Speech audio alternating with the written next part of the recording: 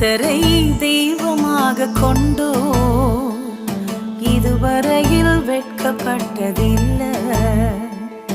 அவரையே ஆதரவாய் கொண்டோ நடுவழியில் நின்று போவதில்லை. வேண்டும் போதெல்லாம் என் பதிலானாரே, வாழ்க்கை முழுவதும் என் துணையானாரே. ஜெபிக்கும் போது